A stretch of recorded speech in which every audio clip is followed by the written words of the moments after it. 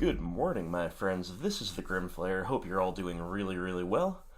Got some more Golgari gameplay for you. We're on the play, and we have a hand that's pretty questionable. We have turn 1 Thoughtseize into turn 2 Tarmogoyf, and that's kind of the BGX dream, right? When you're in a blind matchup, you want to be on the play. You want turn 1 discard into turn 2 the best threat in the deck, right? So, on the other hand, and we do have the lands to cast it. On the other hand, we're quite land heavy, and we don't have anything beyond that. In my opinion, this is a borderline hand. Field of Ruin is kind of a nice one, but I would really prefer this to be a man land if we were having only one piece of utility out of the land base. So this is definitely a borderline hand at best. That said, yeah, we kept it. Our opponent kept 7-2. Certainly is an argument for taking them all to 6, seeing if we can do better. But I really rate the strength of turn 1 Thoughtseize quite highly. So, not throwing that away lightly, and we'll see where it gets us. So we are against Elves. Right now it just looks like mono green, but what has been the trend lately is to play green-black with Shaman of the Pack and without the infinite mana combo. And Elvish Clancaller seems to fit that bill, so that's what I'm expecting here. Now, it's a one-lander, and they only have one true mana dork. They have the immensely explosive combination of Nettle Sentinel plus Heritage Druid, but that's going to be very, very slow to assemble, and potentially disrupted with further draws very well if I take away the Elvish Mystic. So I think that's the correct play here. We got to take away the Mystic. So here's the reasoning behind that, and I'm going to spend a little time on this because this is the most important decision of the game, right? Turn 1 Thoughtseize sometimes is the most important decision you will make in the entire game. So we could also take away a payoff card, right? We're obviously not going to take away a Heritage Druid. They have redundant copies. We're not going to take away the Nettle Sentinel, because as good as it is, it can end up a little bit stranded if we disrupt them heavily enough. Sometimes it can end up tapped down for a turn or two. It doesn't untap naturally.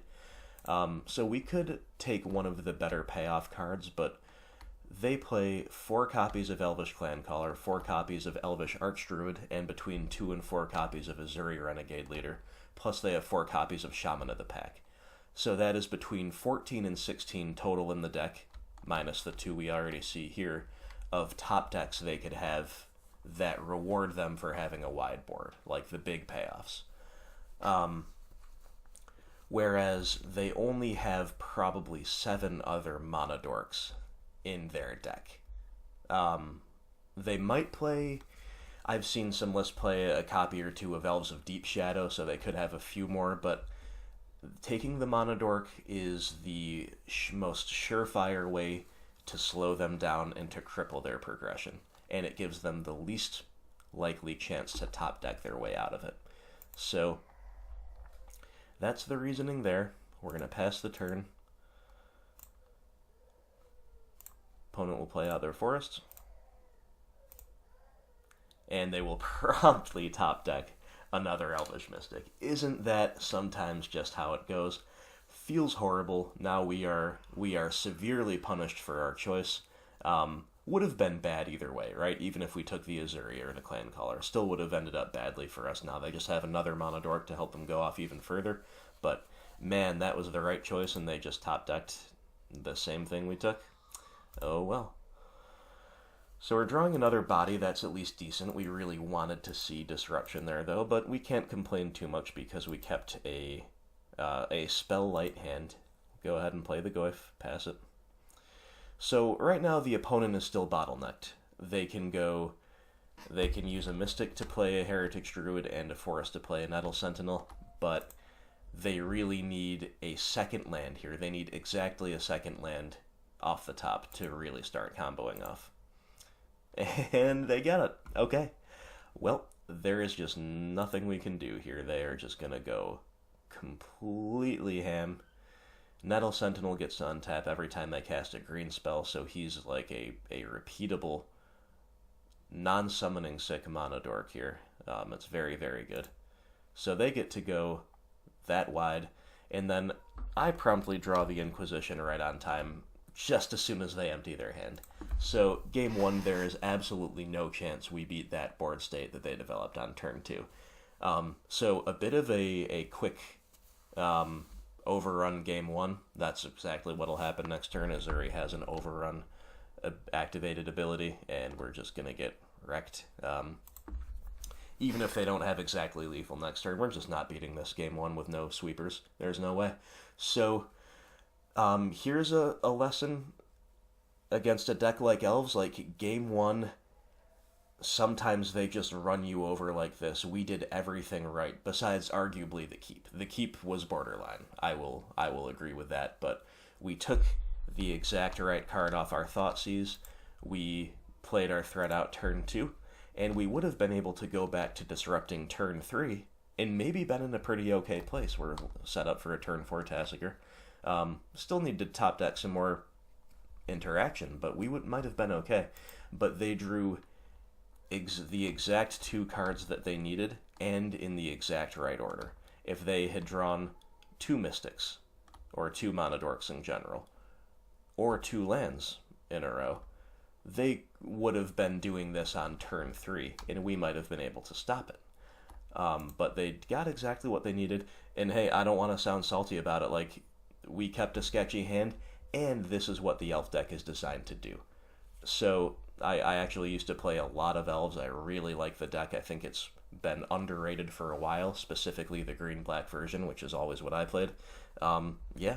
Yeah, that's what the Elf deck does. They're very redundant, and they're very explosive. However, I think our matchup gets a lot better post-board. So let's move on over to the sideboard, see what we can kit out with, and take down some Elves. Alright, folks, we are back here looking at what to bring in against green-black, we assume, Elves, although we did not see it could be mono-green. But either way, we're not expecting the combo. We're not expecting green-white. So if it's mono-green, they might have, some Craterhoof Behemoth or, other things as a win con. Maybe Steel Leaf Champion is involved a little bit. Either way, we're going to sideboard more or less the same. We're not too worried about the green-white infinite combo, though. So, siding with that in mind, Nihil Spellbomb does nothing here. They could play like an Eternal Witness or something for a little grindy value, but does nothing to speak of. Engineered Explosives obviously comes in. This is great on one, and it's better than it used to be on two, actually, even though we're way more likely to still cast this on one, just given their normal progressions and given the fact that it doesn't hit anything on our side of the table. This is still way more viable on two as well, because they now play the Clan Caller, in addition to the less appealing but still sometimes necessary to hit targets of Dwynen's Elite and Elvish Visionary. Either way that comes in. Maelstrom Pulse for sure comes in. This gets a lot of 2-for-1, sometimes more. It's a little slow and clunky, of course, but we have enough cheap and tempo-efficient disruption that this can be a nice big haymaker when the time comes. Golgari Charm is also fantastic. Again, it's just another sweeper effect. This is a 2-mana instant speed sweeper against a lot of elf boards. This will even hit a lone Clan Caller. Interesting that a lot of people kind of assume that Lord has a 2/2 body. That's just a 1/1. So this hits a lot before an Archdruid comes down. Fulminator, not where we want to be. Nothing in this pile is where we want to be. Choke does nothing. Obstinate Baloth. So I've mentioned this card against creature decks in general, really aggressive ones. Sometimes it's not bad just to bring in the 4/4 that gains you 4 life. This is not the matchup for that, because they don't attack and block traditionally all that often. They are often either pumping with Azuri or draining you with Shaman of the Pack, or they're so heavily disrupted that they're not getting in at all. They don't attack very well into our threat suite. So this is not the matchup for Baloth. He is too slow. Ditto Nissa. Also, she's an elf, she can't be trusted, right? Gotta leave her out of this one. Don't want to put her loyalty to the test. Our wrath effects are both fantastic. Damnation and Languish, of course, in matchups like this. Languish is better because it's going to be more one-sided, but we certainly want access to both. We want as many wraths as we can against this deck. Surgical Extraction, there's definitely no need for that. They have a variety of win conditions. We don't want to go down on cards to take away a win condition where they have 2, maybe 3 more ways to beat us. Collective Brutality is fantastic. I really like this against Coco decks in general. The kind of dream is turn 2, kill your mana dork, look at your hand and take away a Collected Company, or Lead the Stampede, or a Chord of Calling. Lead is arguably the best of the 3 against us. Lead the Stampede is a card that almost no deck plays except Elves in Modern, but man, is it good in Elves, and is it good against us specifically? So we certainly want the brutalities. Duress is too narrow. We are probably going to be looking to take away some of our less narrow discard even, so Duress can go. And Kalidas certainly comes in. This is the type of matchup where he lives for, even though they don't use the grave much, just lifelink, getting value out of killing the opposing creatures, which is the name of our game anyway, and win condition in his own right. So we've got 7 very strong cards to come in. This is kind of a classic example of what people think of when they think of BGX decks in the meta, where you're kind of 45, 55. These numbers are a little arbitrary, but they make enough sense to roll with them. You're maybe 45, 55 game 1 against the field, and then you're maybe 52, 48 post side. Your matchups almost always improve post side. And again, those numbers are a little bit whatever, and obviously the format is diverse enough now where that's not as universally true as it used to be. This is a classic example of it, where even though we have a lot of good interaction game 1, we're still going to struggle against a good draw. Game 2 and 3, we're going to look a lot better. Just look at the power of these 7 cards against an elf deck. It is amazing.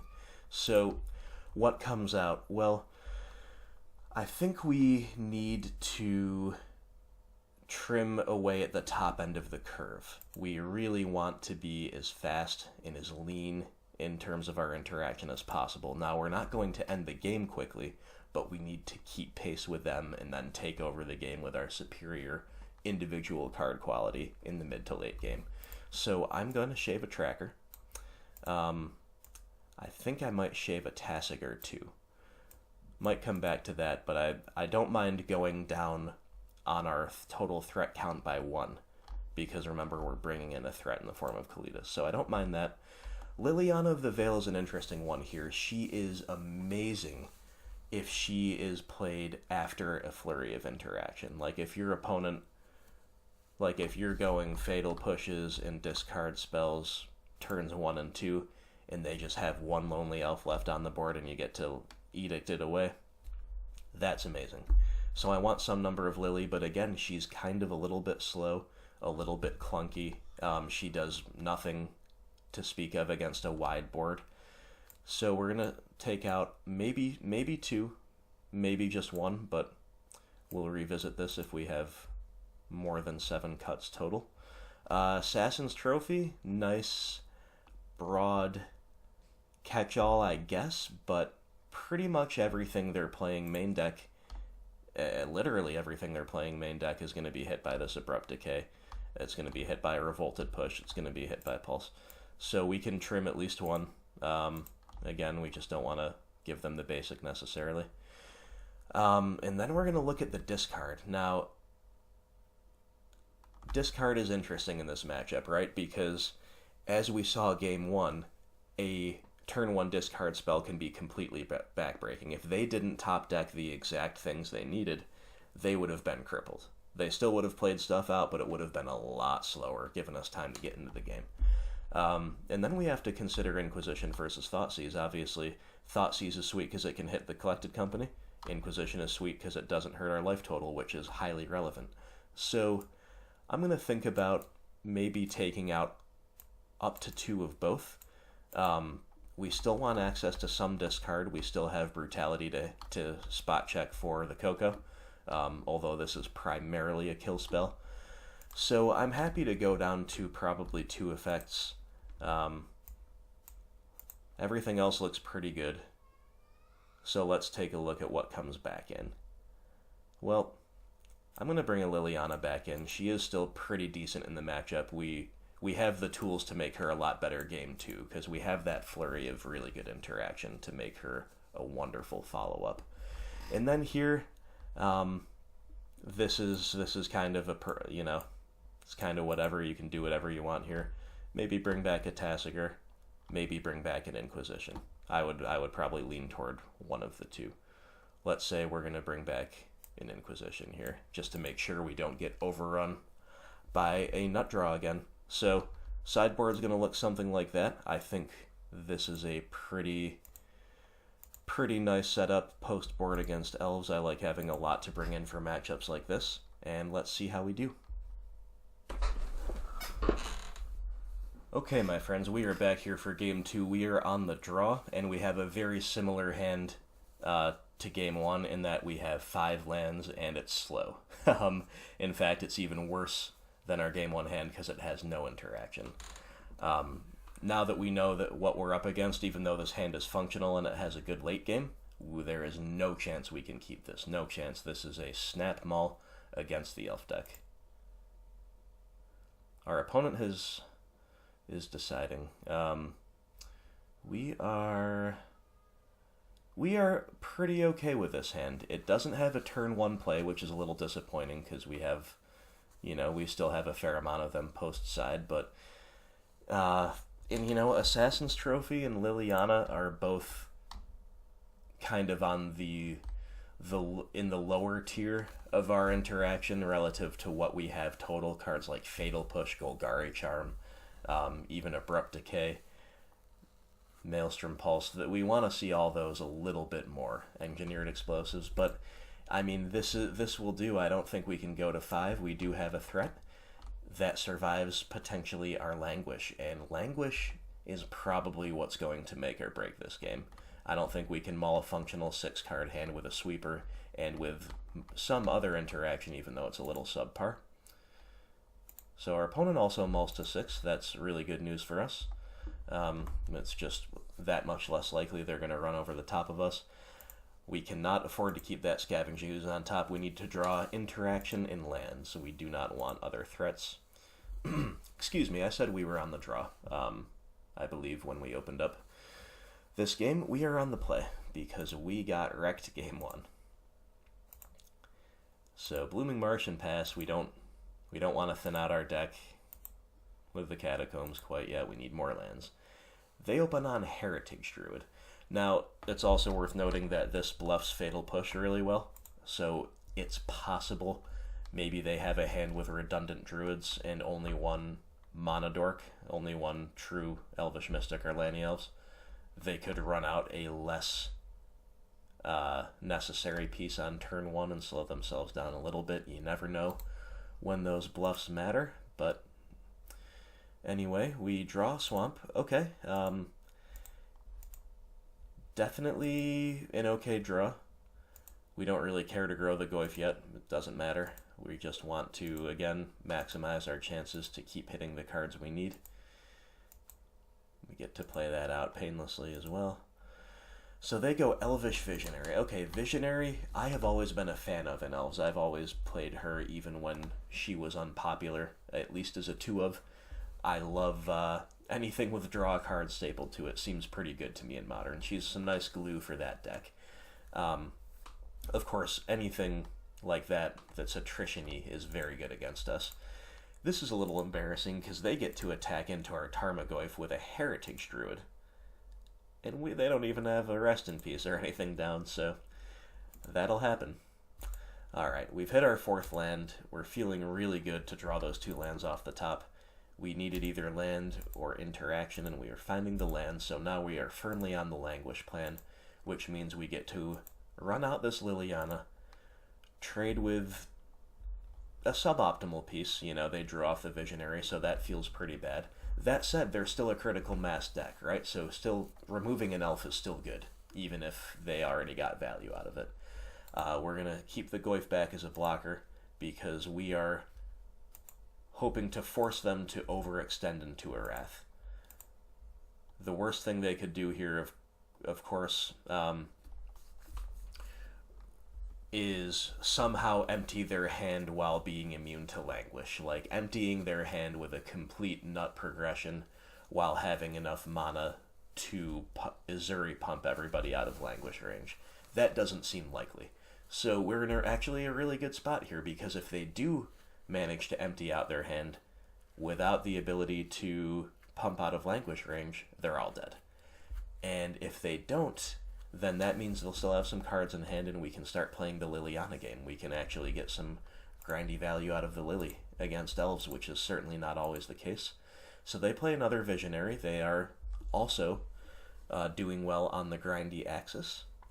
And we draw a Hissing Quagmire. Okay, so they did not extend very far into the Wrath, so we are still on the Lilliana plan. We're going to go ahead and pitch the Forest because we don't need the 4th untapped land quite yet. We can play this Quagmire instead. And again, we're just playing Protect the Queen here, and we will have trophy access in case of emergency, and we'll see what the opponent does. Lead the Stampede. Yep, that's a pretty good one. They're grinding really, really, really well here. 2 Visionaries and now a lead that finds them 4 cards, and they're 4 spectacular cards.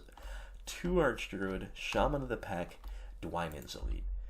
Now, we're here doing like symmetrical discard with Lilliana, you know, maybe hoping to draw an Inquisition to take away a card 1 for 1, and then they just totally and completely tip the scales with a 4 card, like a 3 mana draw 4. And it's 4 really good cards. So feels pretty rough, I must say. They are playing it pretty cautiously here, though. Either they didn't have a 1-drop, or they just don't see the need to play out the board quite yet.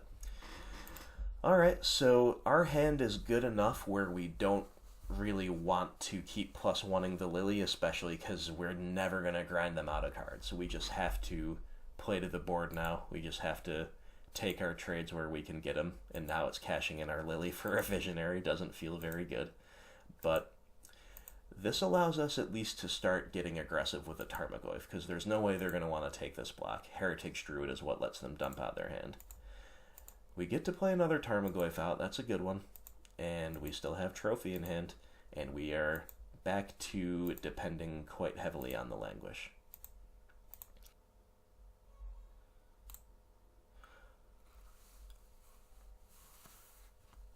Alright guys, we're back. Again, the replay functionality has been a little wonky. Sorry about that. It seems if I go step by step, it's showing me things that didn't actually happen. So we are going to try to play through it. Just hit play, and then I'll explain what happens as it goes. See if that helps us get there. Yes, okay. Wonderful. So we're just going to cruise on through this, and then I'll break it down. All right, so there's what happened. Sorry, the replay function made that a little bit fast and furious, but so we kind of left off where we were on the Languish plan, right? We had our Assassin's Trophy in hand and our Languish in hand, and we were saying, all right, we're going to be conservative with the Trophy. We are going to hope they overextend, and then we can Languish them and win. Our Tarmogoyfs were already 4/5, so they were going to survive that either way. Again, that's why this card is so incredible in this deck. I can't explain how good it is. Might even have to start playing too. It's that good. Now, the opponent had Heritage Druid on board. They had a full grip. All those cards they drew off lead plus a few unknowns. And they led on Dwynen's Elite. Now, Dwynen's Elite makes perfect sense for them to lead on, because that will make them, that will get them a 2-for-1 on the field, and then they can tap all 3 of their elves for 3 mana and start going off. So that play incentivized us to hit the druid with the Assassin's Trophy in response. So what that did is cut off their explosive mana for the turn and left them with just a 2/2 Dwynen's Elite instead of a token as well. So they decided that they couldn't be conservative with their lords anymore, so they had the 2/2, they played out an Elvish Archdruid, and they passed. And with how big our Tarmogoyfs were going to get, once this, once all that happened, the instant hitting the bin grew them even further. That made me say, all right, it's just time to languish.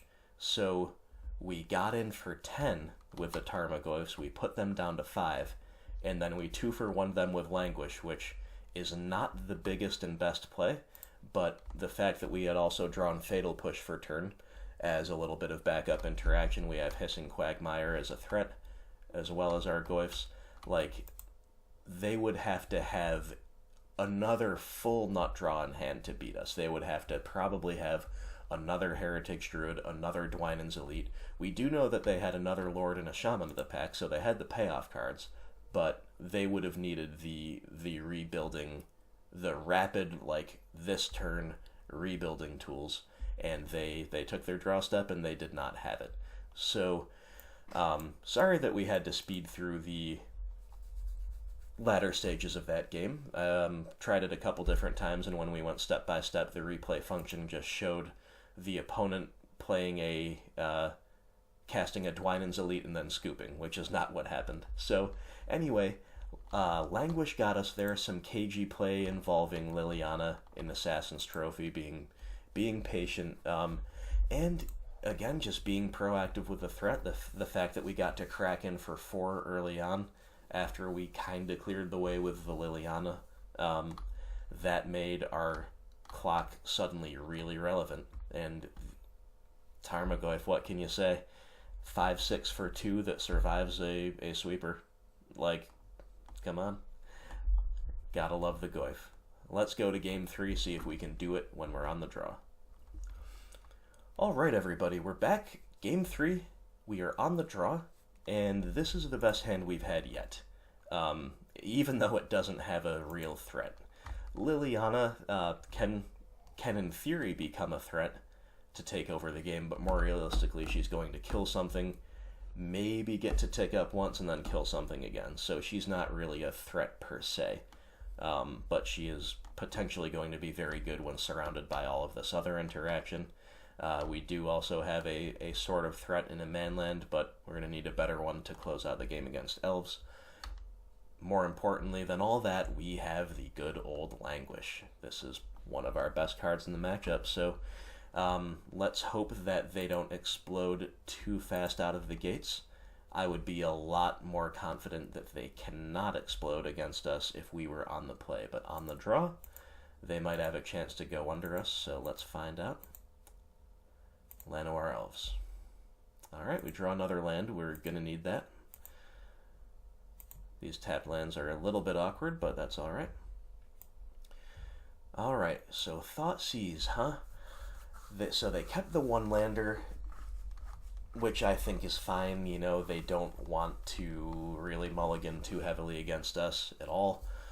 That said, if we had had Fatal Push instead, they would be in big, big trouble. But as it is, we don't get to punish them for the one-lander keep. So what do we take here? So next turn, unless they draw a land, they can only play Nettle Sentinel or Elvish Visionary. So do we take one of those? No, we do not. As nice as it is to throw them off of curve, we are in it for the long haul. We need to take the biggest payoff cards. Elvish Archdruid is a big payoff card, but we have answers to him in hand aplenty. Lead the Stampede, we saw, drew 4 very good cards against us last game. That is something that we cannot afford to let happen again.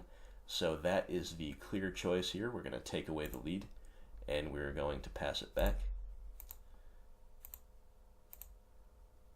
So Elvish Visionary is really nice for them here because it's going to help them not only grind well against us while playing to the board, but also get them closer to hitting their land drops that they need now. They didn't do it there, but they definitely want to see at least one more land, probably two, because they know that we have all the kill spells. And, it's tempting here to... I'm sorry. It would be tempting to play the Abrupt Decay here on the Lanny Elves, but we can't. Our only colored land's undertapped. So we drew another Field of Ruin, which doesn't do much for us here. Gotta just pass. We might have just wanted to save the Abrupt Decay for the Elvish Archdruid regardless, because they're going to draw some more mana sources, and look at that, they did. So they get to tap out Nettle Sentinel, Dwynen's Elite. Wow. Yep. That's pretty good. So their 2 draws since we thought seized them have been Dwynen's Elite and Heritage Druid, which is about as good as it gets. So all of a sudden their board is looking terrifying. And again, this is what the Elf deck does. Look at that. Look at that board. Alright, we drew an Assassin's Trophy. That's a fine one in general. But for now, Abrupt Decay is our better choice, because it does not ramp them, of course, and there's only one choice here. You know, they might have a little more gas in hand. We're not quite sure. But yeah, we've gotta not die next turn, right? So what we could die to next turn is maybe another Lord into just the beats, or an Azuri with Elvish Archdruid to make the pump a real thing. Either way, Abrupt Decay takes them off of that possibility. We're gonna get hit for a ton next turn, but if we can survive that turn, we might be able to take care of this board with Languish. So let's see what happens.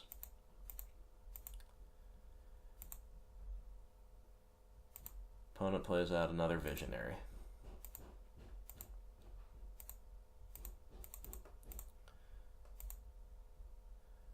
And they're going to crack in for quite a bit.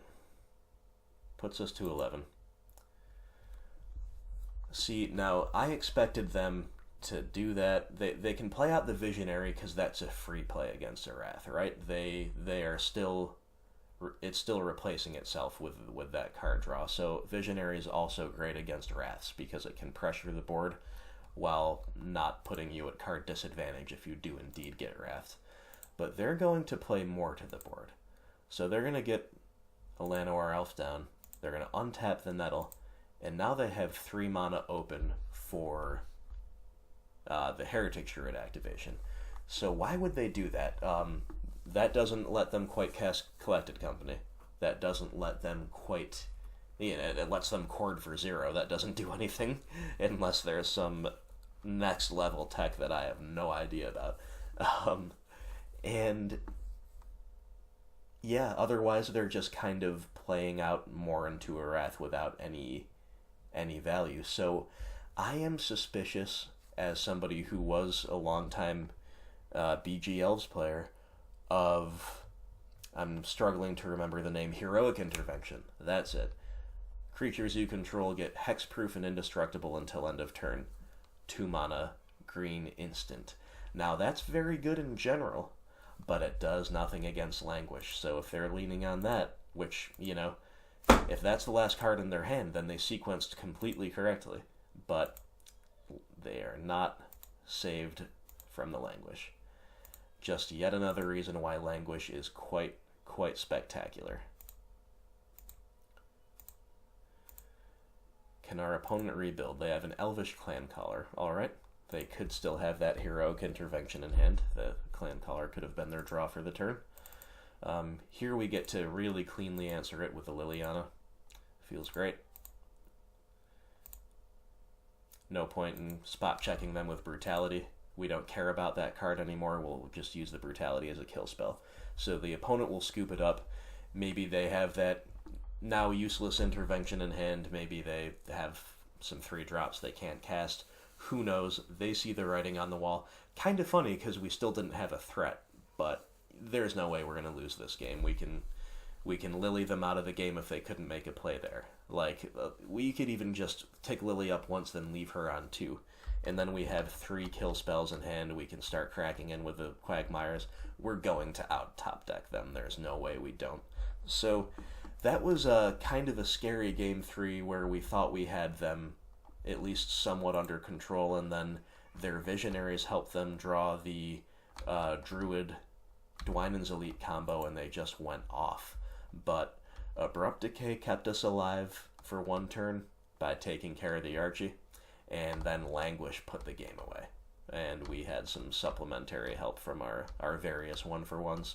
But yeah, that game was won on the back of Languish, kind of just like game 2 was.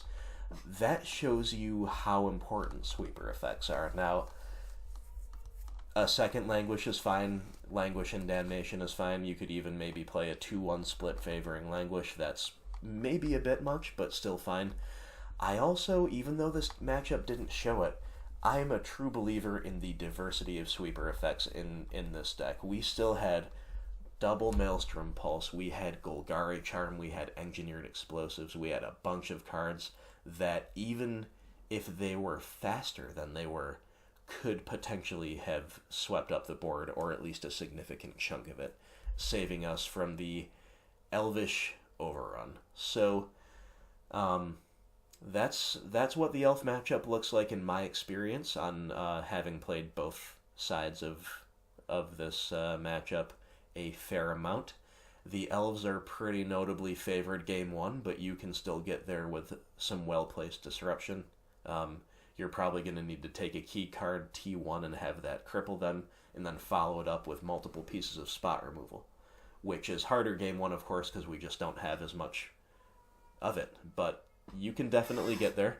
But Elves are favored game 1, and then game 2, if you have a setup like mine, we are definitely a strong favorite, in my opinion, going into the sideboard games. And do note that I'm not just randomly teched out for Elves, you know. These cards have a wide utility in Modern. That's why I like a lot of 1-ofs in the deck, because you can bring in a pile of 7 cards for Elves, and 5 or 6 of them are going to be great against a million other decks. You know what I mean? So we're not all in on just the few tier 1 decks. There are some tribal decks that are tier 1. We're looking at Humans and Spirits, and there's, you know, Modern is still just the creature format, right? It's still just got a bunch of dummies turning themselves sideways everywhere you look. So yeah, I think the sideboard plan here is great, but of course Languish is what really shone. So good job, Languish. Well played to the opponent. Nice best of 3. Nice close one. And yeah, I always love facing the Elves. Unless they not draw you on turn 3, then that is just rude. So thank you all so much for watching. I hope you enjoyed it. If you're enjoying this content, please consider giving me a like, and more importantly, a subscribe. The more subscribers I get, the higher my incentives become to create more content and to improve my presentation and all of that good stuff. So thanks for hanging out. I hope you all enjoy your weekend. See you next time.